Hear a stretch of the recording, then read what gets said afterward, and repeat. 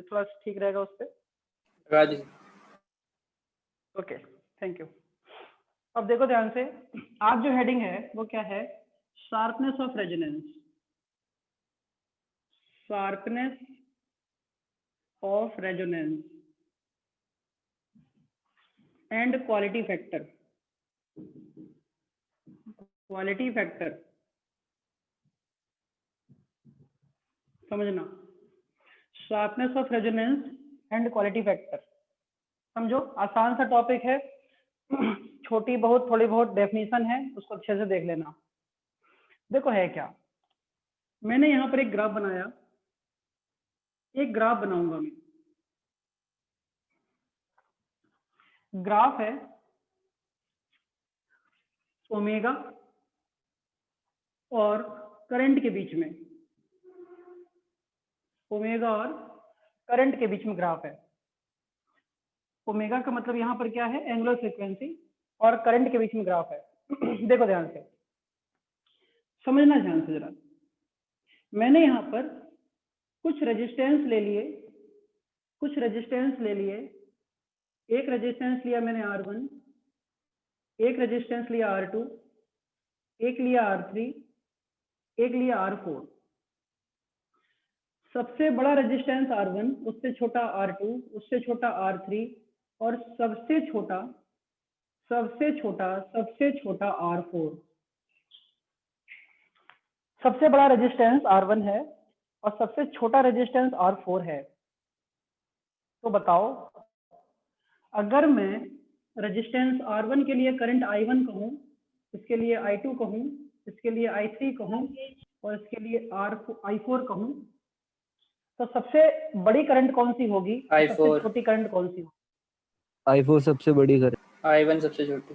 I4, अच्छा okay, I4 सबसे बड़ी करंट होगी क्योंकि रेजिस्टेंस इसका सबसे कम है।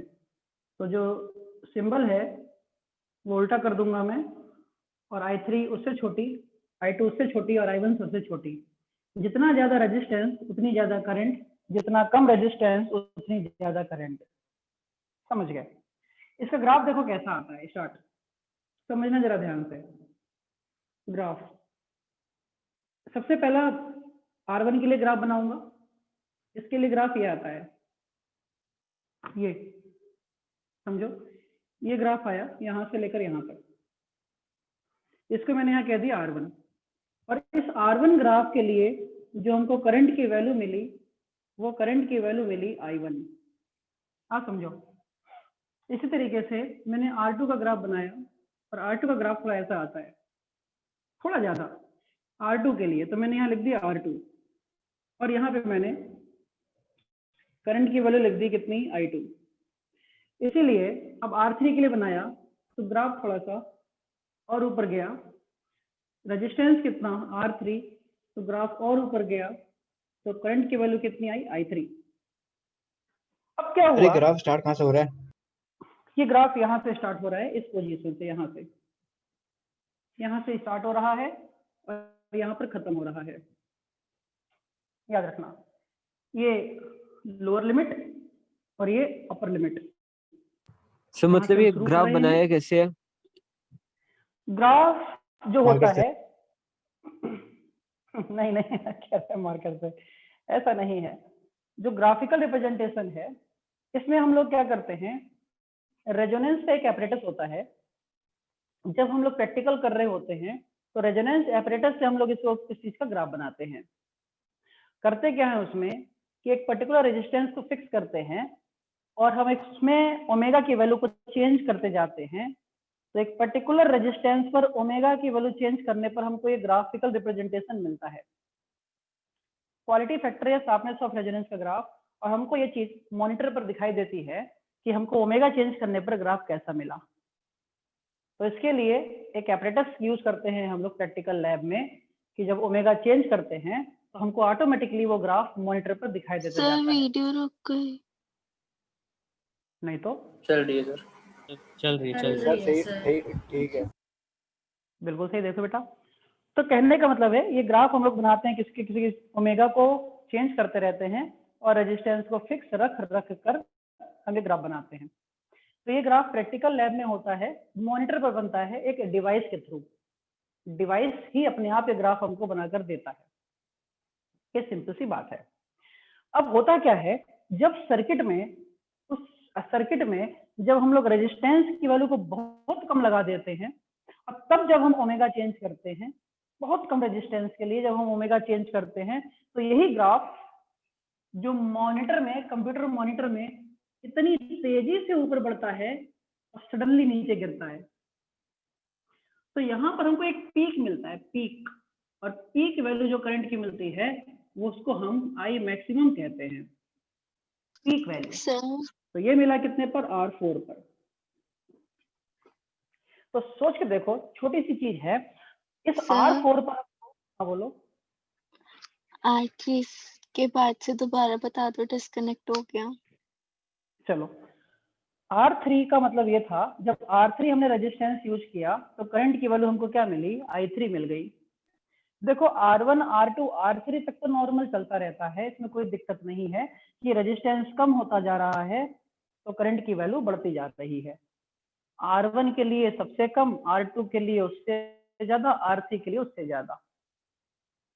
लेकिन R4 स्पेशल केस है। R4 सबसे छोटा रेजिस्टेंस है। जब R4 सबसे छोटा रेजिस्टेंस है तो जाहिर सी बात है उस पर करंट मैक्सिमम मिलेगी।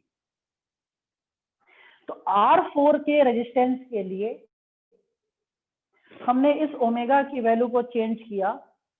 चेंज करते करते करते करते देखा क्या कि ओमेगा की एक ऐसी वैल्यू आई, ध्यान देना, R4 के लिए ओमेगा को बदल बदल कर देखा, तो बदल बदल कर देखने के बाद ओमेगा की एक ऐसी वैल्यू आई जिस पर करंट मैक्सिमम हो गई।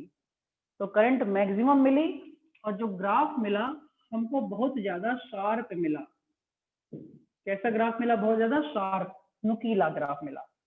और ऐसे ओमेगा की वैल्यू को हम लोग कहते हैं, ऐसे ओमेगा की वैल्यू को हम लोग कहते हैं ओमेगा नॉट। ऐसे ओमेगा की वैल्यू को हम लोग कहते हैं जिस पर करंट मैक्सिमम मिल जाए, शार्प ग्राफ मिले, उसको हम लोग कहते हैं ओमेगा नॉट। यही वो ओमेगा नॉट है जिस ओमेगा नॉट पर रेजोनेंस हुआ होगा। यही वो ओमेगा नॉट है जिस ओमेगा नॉट पर omega naught L equal to 1 upon omega naught C हुआ होगा। यही वो ओमेगा नॉट है जिसमें current I equal to E upon under root R square plus 0 हुई होगी। यही वो ओमेगा नॉट है जिसमें I equal to E upon Z और Z इक्वल टू R हुआ होगा। यही वो ओमेगा नॉट है जिसमें Z मिनिमम हुआ होगा और जिसकी वजह से करंट मैक्सिमम हुई है। तो यही वो ओमेगा नॉट है जिस ओमेगा नॉट पर रेजोनेंस हो चुका है। बच्चे, क्या तुम लोगों को कोई भी बात समझ में आई या बिल्कुल नहीं आई, तुरंत बोल सकते हो। आ गई सर। बोलो। सर एक बार ये वाला जो ओमेगा नॉट है इसके बारे में एक बार फिर से बताना, इस ग्राफ हाँ, का। बिल्कुल बिल्कुल, मैं चाहता हूँ, मैं बताऊंगा। अब तो इसका पूरा प्रूफ करेंगे। देखो, ये कौन सा ओमेगा नॉट है? तुमसे कोई चलता फिरता इंसान आके रोड पे पूछ दे कि भाई, या मुझसे कोई पूछ दे कि भाई अनित कुमार बेवकूफ इंसान, ये बता, तो ग्राफ तो समझा रहा है लेकिन थोड़ा सा ये बता कि ओमेगा नॉट कौन है, क्या है ये ओमेगा नॉट। तो मैं बेवकूफ होने के नाते उसको समझाऊंगा कि भैया जो ओमेगा नॉट है, यही ओमेगा की वो वैल्यू है जिस ओमेगा पर हमें सर्किट में रेजोनेंस मिलता था। वो कहेगा मुझे समझ में नहीं आया, मैं कहूंगा कोई बात नहीं, मैं कहूंगा कि यही वो ओमेगा नॉट है जिस ओमेगा नॉट पर L और C का ओमेगा L और 1 अपॉन ओमेगा C बराबर होते थे। वो कहेगा मुझे समझ में नहीं आया, मैं कहूंगा कोई बात नहीं, यही वो ओमेगा नॉट है जिस ओमेगा नॉट पर XL इक्वल टू XC बराबर होते थे। इंडक्टर का रेजिस्टेंस और कैपेसिटर का रेजिस्टेंस, हो सकता है उसको थोड़ा बहुत समझ में आया, बोला थोड़ा सा आया, मैंने कहा फिर और आ जाएगा। मैंने कहा यही वो ओमेगा नॉट है जिस ओमेगा नॉट पर करंट की वैल्यू इस फॉर्मूले के हिसाब से जब मैं देखता था कि omega L minus 1 omega C और बराबर होने की वजह से ये कट जाते थे, तो मैं इसी ओमेगा नॉट की बातें करते करते क्या बोलता था कि इसी सिचुएशन में I equal to E upon under root R square मिलता था। अब ये पूरा जेड जो था वो केवल आर बच गया, तो मैं उससे कहूंगा यही वो ओमेगा नॉट है जिस ओमेगा नॉट पर सर्किट में इम्पिडेंस कम हो जाता था। वो कहेगा समझ में नहीं आया इम्पिडेंस किसे कहते हैं। मैं कहूंगा इम्पिडेंस उसको कहते हैं पूरे सर्किट का रेजिस्टेंस होता है, अलग अलग प्रॉपर्टी के मिक्सचर से बनता है। तो जब किसी एलसीआर सर्किट का इम्पिडेंस कम हो जाता है और वो कम होते होते होते होते होते आर के बराबर हो जाता है, तो ऐसी सिचुएशन में करंट मैक्सिमम हो जाती है। तो मैं उसके मैं बोलूंगा कि अगर जेड मिनिमम हो जाए इस सिचुएशन में तो करंट मैक्सिमम हो जाएगी, और इसी सिचुएशन को रेजोनेंस कहते हैं। तो आखिरी में वो मुझसे पूछेगा तो अल्टीमेटली ओमेगा नॉट ने क्या किया, तो मैं उससे कहूंगा भाई साहब इस ओमेगा नॉट ने सिर्फ एक काम किया कि सर्किट के इम्पिडेंस को मिनिमम कर दिया और करंट को मैक्सिमम कर दिया। इसीलिए इस ओमेगा नॉट पर तुम देख सकते हो इन चारों ग्राफ में सबसे ऊपर करंट कौन सी मिल रही है, इस ओमेगा नॉट पर मिल रही है। इस ओमेगा नॉट से थोड़ा पीछे चले जाओ तो करंट मैक्सिमम नहीं है, इस ओमेगा नॉट से थोड़ा आगे चले जाओ तो भी करंट मैक्सिमम नहीं है। इसका मतलब यही वो स्पेशल केस है, यही वो एक पॉइंट है, यही वो एक वैल्यू है जिस पर करंट मैक्सिमम मिली थी। इसीलिए इसको कहते हैं रेजोनेंट एंगुलर फ्रीक्वेंसी। क्या बात समझ में तुम लोगों को आ गई या नहीं आई, बताओ। आ गई। ओमेगा नॉट का नाम क्या है?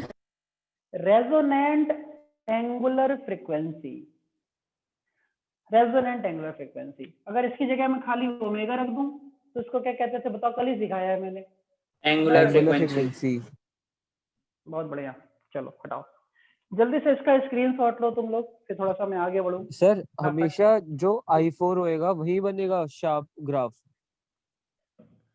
हाँ मैंने यहाँ पे 4 रेजिस्टेंस लेके दिखाए हैं, तुम यहाँ पे 5 6 7 8 रेजिस्टेंस ले लो, आखिरी वाले रेजिस्टेंस को यहाँ पे नोट करवा देना। अब क्योंकि बोर्ड में जगह कम है नहीं, और मुझे इतने से में बनाना भी था सब कुछ, तो मैंने R4 को ही स्पेशल केस मान लिया कि R4 मिनिमम था। तुम चाहो तो 5 7 और ग्राफ बना सकते हो, कोई नहीं रोक रहा है तुमको, है नहीं। देखो चलो इसको हटा दूं मैं। Yes sir. ओके देखो ये शार्पनेस ऑफ ग्राफ हो गया, शार्पनेस ऑफ रेजोनेंस कहते हैं। नाम में सब कुछ छुपा है, शार्पनेस ऑफ रेजोनेंस। दो नाम है, शार्पनेस एंड रेजोनेंस। रेजोनेंस का मतलब इम्पिडेंस का घटना, करंट का बढ़ना, रेजोनेंस। शार्पनेस क्यों? क्योंकि एक पर्टिकुलर ओमेगा नॉट की वैल्यू पर जो तुमको ग्राफ मिला वो बहुत ज्यादा नुकीला मिल रहा है, मैक्सिमम करंट दे रहा है, पीक करंट दे रहा है, इसलिए इस ग्राफ का नाम पड़ा शार्पिंग ग्राफ। शार्पिंग ग्राफ, इसलिए टॉपिक का नाम पड़ा शार्पनेस ऑफ रेजोनेंस। बात खत्म। चलो भाई sir I1 I2 I3 omega naught के आगे है? नहीं, I1 I2 I3 एक ऐसी वैल्यू है, देखो I1 I2 I3 एक ऐसी वैल्यू है जो कि R1 R2 R3 के साथ लाई कर रही थी। उसके लिए ओमेगा नॉट स्पेशल केस में नहीं था, उसके लिए ओमेगा नॉट था ही नहीं, तो उसके लिए कितना भी ओमेगा चेंज कर करके देख लो, ये इतनी ही मैक्सिमम वैल्यू दे रहा था, इतनी ही दे रहा था, इतनी ही दे रहा था। लेकिन ओमेगा नॉट अचानक से उस सर्किट के लिए एक स्पेशल केस निकल कर आया जब R4 तुमने सर्किट में लगाया। तो R4 तुमने सर्किट में लगाया तो अपने आप वो ओमेगा नॉट जनरेट हो गया, तो उसने यहाँ पे तुमको पीक वैल्यू दे दी। I1 I2 I3 के लिए ओमेगा नॉट एक्ट ही नहीं कर रहा है उस सर्किट में, जब तक कि उसको अपने हिसाब से एक रेजिस्टेंस नहीं मिल जाता। आई बात समझ में? पेपर में इसी तरह आएगा। हाँ बोलो क्या चीज, फिर बोलो। पेपर में कैसे आएगा question sir? Explain sharpness of resonance along with its graph with quality factor, पूरा आएगा इस तरीके से लिख के। Okay sir. हाँ, और इसका एक नाम और होता है, इसका एक और नाम होता है, इस साल के पेपर में क्वालिटी फैक्टर के साथ साथ उसने एक नाम दे दिया था, वो तुमको जानना जरूरी है कि कंफ्यूजन ना हो जाए, देखना ध्यान से। क्वालिटी फैक्टर या पढ़ो क्या लिखा मैंने, पढ़ो पढ़ो क्या लिखा। सेलेक्टिविटी। बस इस साल पेपर में उसने बच्चों को बना दिया बेवकूफ। अब जिस बच्चे ने पढ़ रखा था, उनको पढ़ा रखा था, तो उसको पता था कि सिलेक्टिविटी क्या होता है। 100 में से 90 बच्चों को पता ही नहीं कि सिलेक्टिविटी किसे कहते हैं। वो सोचे कि ये तो नया नाम आ गया, अब क्या करें, पता नहीं क्या है ये। सिलेक्टिविटी कुछ नहीं था, क्वालिटी फैक्टर को ही सिलेक्टिविटी कहते हैं। किसी सर्किट की सिलेक्टिविटी कहो या उसकी क्वालिटी फैक्टर कहो, तो पता चलता है दोनों एक ही चीज है कि कौन सा सर्किट सेलेक्ट करें या कौन सा अच्छी क्वालिटी का सर्किट सेलेक्ट करें, तो एक ही नाम होते हैं दोनों, याद रखना। चलो बच्चों, अब हमें फॉर्मूला प्रूव करना है इस क्वालिटी फैक्टर का। पहले तुम डेफिनेशन देखो। क्वालिटी फैक्टर जो होती है, क्वालिटी फैक्टर जो होता है वो हमको दो चीजों का रेशियो बताता है। क्वालिटी फैक्टर इक्वल टू होता है VL upon VR। VL upon VR। बताइए VL क्या है? पोटेंशियल फॉर इंडक्टेंस वाला सर्किट। अच्छा, VL का मतलब है इंडक्टर का वोल्टेज, VR का मतलब है रजिस्टर का वोल्टेज। अब तुमसे कोई कहे VL को क्या लिखता था मैं, कोई बताओ मुझे VL को क्या लिखता था मैं, बोलो क्या लिखूं यहाँ, फॉर्मूला बताओ VL का। IXL। Very good very good very good very good. और VR को क्या लिखता था? IR। I से I कट गया, तो देखो बच्चों क्या आया, XL अपॉन R आया। अब कोई मुझे बताएगा मैं XL को क्या लिखता था, XL किसके बराबर होता था? Omega L. Omega L. Omega L के अपॉन R। तो याद रखना आज के बाद कि क्वालिटी फैक्टर जो आती है वो ओमेगा एल अपॉन R आती है। अगर तुम्हारे पास ऑब्जेक्टिव पेपर में तो आएगा ही आएगा। ऑब्जेक्टिव पेपर में तुम्हें 4 ऑप्शन दे दे कि quality factor equal to omega L upon R, quality factor equal to 1 upon omega L upon R, quality factor equal to omega naught L upon R, और quality factor equal to 1 upon omega naught L upon R। बताओ कौन सा सही होगा इसमें से? Option 1। पहला वाला। पहला वाला सही होगा। Very good. जो जो बच्चा पहला वाला लगा कर आएगा वो अपने 1 नंबर गंवा के आएगा, दान देकर आएगा वो। थर्ड वाला सर। थर्ड वाला। थर्ड वाला। सही होगा, बाकी सब गलत होगा। इसीलिए थोड़ा सा दिमाग लगाना चाहिए कि भैया क्वालिटी फैक्टर की बातें कर रहे हो, क्वालिटी फैक्टर दूसरा नाम सिलेक्टिविटी की बातें कर रहे हो, एक ऐसे सर्किट की बातें कर रहे हो जो शार्पनेस देता था, एक ऐसे सर्किट की बातें कर रहे हो जो रेजोनेंस देता था। तो मेरे बच्चों, अगर तुम ऐसे सर्किट की बातें कर रहे हो जो रेजोनेंस देता था, तो मेरे बच्चे उस रेजोनेंस में ओमेगा पर तो रेजोनेंस होता नहीं था। किस पर रेजोनेंस होता था? ओमेगा नॉट पर। इस फॉर्मूले में अगर ओमेगा नॉट लगा दिया जाए तो ज्यादा मजा आ जाएगा और यही वाला आंसर सही होगा। बाकी सारे आंसर बेमानी हैं, धोखेबाजी है। क्लियर होगी बात? चलो आगे बढ़ते हैं। तो मेरे कहने का मतलब क्या है समझो। तो वो जो क्वालिटी फैक्टर होता है उसका फॉर्मूला आता है omega naught L upon R. अब ऐसी चीज तुमको जहां लिखी दिख जाए, ऐसी चीज तुमको जहां लिखी दिख जाए, कहना वो क्वालिटी फैक्टर है और वही सेलेक्टिविटी है। वही सेलेक्टिविटी है बच्चे, वही सेलेक्टिविटी है। अब यहां जरा ध्यान से देखना, selectivity directly proportional to L, selectivity inversely proportional to R. अब यहां से एक असर्शन रीजनिंग का क्वेश्चन बन सकता है, क्योंकि साहब तुम्हारे बोर्ड के क्वेश्चन पेपर का पैटर्न बदल चुका है। वन वर्ड आंसर भी आएंगे, वन लाइनर, ऑब्जेक्टिव भी आएंगे और असर्शन रीजनिंग भी आएगी, और असर्शन रीजनिंग भी आएगी और पैराग्राफ वाले भी आएंगे। कहानी पढ़ो और आंसर दो, जो इंग्लिश में होता था।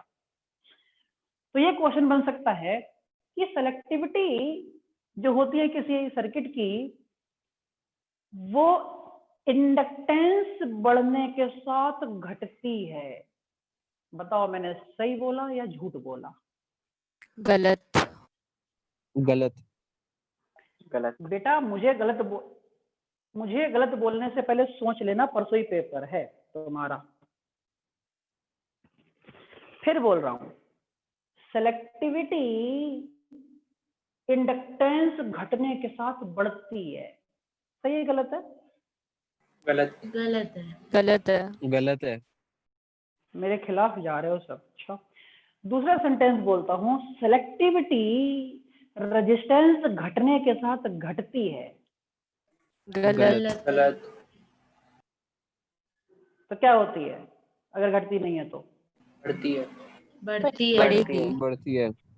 बेटा ये असर्शन रीजनिंग में पूछ सकता है, और इस साल ये पूछा भी था। क्वेश्चन पेपर उठाना इस साल का उठा, उसमें देखना सेलेक्टिविटी आया था ऑब्जेक्टिव में वन लाइनर में ऐसे करके। तो याद रखना, selectivity increases when L increases, selectivity decreases when L decreases, selectivity increases when R decreases, और selectivity decreases when R increases. बच्चों याद रखना यार इस चीज को, बहुत इंपॉर्टेंट सा पार्ट है। इसको जरा स्क्रीनशॉट लो पहले, फिर आगे बढ़े। सर बैंडविड्थ क्या होता है? मैं आऊंगा, उसी पे आने वाला हूँ, सब समझ में आ जाएगा, अभी आ जाएगा समझ में। इसको हटा दूं? Yes sir. चलो भाई इसको हटाया मैंने। अब देखो, क्वालिटी फैक्टर की डेफिनेशन सीख ली हमने। क्वालिटी फैक्टर की डेफिनेशन क्या थी? वीएल और वीआर के रेशियो को क्वालिटी फैक्टर कहते हैं। वोल्टेज अक्रॉस इंडक्टर और वोल्टेज अक्रॉस रजिस्टर के रेशियो को क्वालिटी फैक्टर कहते हैं। ये omega naught L upon R आता है, इसी को हम सेलेक्टिविटी कहते हैं। डायरेक्टली प्रोपोर्शनल टू एल होता है, इनवर्सली प्रोपोर्शनल टू आर होता है। कहानियां खत्म। अब प्रूव करते हैं, स्टार्ट। अभी मैंने एक ग्राफ बनाया था, ध्यान देना जरा इस ग्राफ को। जो मैंने एक ग्राफ बनाया था, इस ग्राफ में मैं इस वाले रेजिस्टेंस को ले रहा हूं, R4 वाले को, और मैं यहाँ नाम नहीं लिख रहा हूं किसी का, बस मैंने ये देख लिया कि यहाँ पर ओमेगा नॉट था। मैंने ग्राफ का दो पार्ट माने, यहाँ पर माना ओमेगा 1, और ग्राफ का इस पार्ट को मैंने माना ओमेगा 2, और ये माना मैंने 0। समझो, ध्यान से समझना बेटा। ओमेगा 1 की जो वैल्यू है वो है कितनी? इस पोजीशन से लेकर जहां ये ग्राफ रुक जाता है, करंट डिक्रीज होकर कांस्टेंट होने लगता है, उतने बीच को हम कहते हैं डेल्टा ओमेगा। जहां से ग्राफ कम होकर कांस्टेंट से शुरू होकर मैक्सिमम हो जाता है, उतने बीच के हिस्से को कहते हैं डेल्टा ओमेगा। अब जरा ध्यान दो, इस वाली लाइन से लेकर यहां तक है ओमेगा नॉट, इस वाली लाइन से लेकर यहां तक है ओमेगा नॉट, यहां से यहां तक ओमेगा नॉट। इस वाली लाइन से लेकर यहां तक है डेल्टा ओमेगा, डेल्टा ओमेगा। तो बताओ यहां से लेकर यहां तक की वैल्यू क्या होगी? Omega naught minus delta omega. Minus delta. बढ़िया बेटा। बाकी मेरे बच्चों से भी एक रिक्वेस्ट है, हाथ जोड़कर, अभी तो मैं जोड़ रहा हूं, जिस दिन तुम मिलोगे तुम जोड़ोगे। एक रिक्वेस्ट है कि जब मैं कुछ पूछूं तो सबको बोलना है, भले कोई दिक्कत नहीं है, रेजोनेंस हो जाए तुम्हारी आवाज में, सारी फ्रीक्वेंसी मैच हो जाए, सब समझ में आता है मुझे। तो मैंने बोला कि अगर यहाँ से लेकर यहाँ तक ओमेगा नॉट है, और यहाँ से लेकर यहाँ तक, इस ओमेगा 2 से लेकर यहाँ तक डेल्टा ओमेगा है, तो खाली इतना क्या है? Omega naught minus delta omega. Delta omega. बढ़िया बढ़िया, omega naught minus delta omega. इसी तरीके से मैं तुमसे कहूं,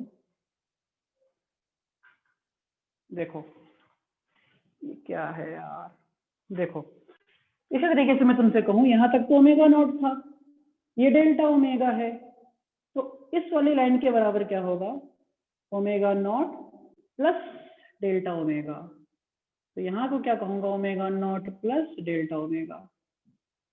तो एक बात तो तुमको समझ में आ गई, ये graph omega naught minus delta omega से शुरू हुआ और omega naught plus delta omega पर खत्म हुआ। अभी एक बच्चे ने पूछा band width, omega naught plus delta omega कहाँ तक होगा? ये यहाँ तक होगा, इस पोजीशन तक, बी पोजीशन तक। ये ए पोजीशन है, ये ए पोजीशन है, ये बी पोजीशन है, और इस पोजीशन को तुम ओ मान लो। तो ए पर क्या है, omega naught minus delta omega, O पर क्या है, ओमेगा नॉट, बी पर क्या है, omega naught plus delta omega. Maximum frequency range, minimum frequency range, ये वैल्यू से लेकर इस वैल्यू के बीच में पूरा ग्राफ वेरी करता है। Omega naught minus delta omega से omega naught plus delta omega तक ग्राफ वेरी करता है। एक बच्चे ने मुझसे पूछा बैंड विड्थ किसे कहते हैं, तो बैंड विड्थ को शो करते हैं बीटा से। किससे, बीटा से। बीटा इक्वल टू होता है omega 1 minus omega 2, final frequency minus initial frequency, या higher frequency minus lower frequency. इसका मतलब omega naught plus delta omega में से omega naught minus delta omega को माइनस कर दो, तो बताओ क्या बचेगा, omega naught plus delta omega minus, यहाँ क्या बचा, omega naught plus delta omega. Omega naught से ओमेगा नॉट गया, तो बीटा इक्वल टू क्या आया, 2 डेल्टा ओमेगा, और इसी को हम लोग कहते हैं बैंड विड्थ, इसी को कहते हैं बैंड विड्थ। क्या बच्चे बात समझ में आ गई, बैंड विड्थ किसे कहते हैं, यस और no? Yes sir. Yes sir. Sir इसकी कोई डेफिनेशन नहीं है? एक ही डेफिनेशन है, the difference between the higher frequency to the lower frequency, या higher limit of frequency to the lower limit of frequency is set with the bandwidth. बात खत्म, यही पेपर में भी लिखना होता है, और इसकी वैल्यू लिखते हैं। चलो आगे बढ़ते हैं। अब जरा मैं जो कहूँ वो सुनना है। अब देखो, ये इतना समझ गए, ये ओमेगा नॉट था, ये omega naught minus delta omega, omega naught plus delta omega हो गया, यहाँ पर रेजोनेंस हो गया। एक वैल्यू होती है इंस्टेंटेनियस करंट इक्वल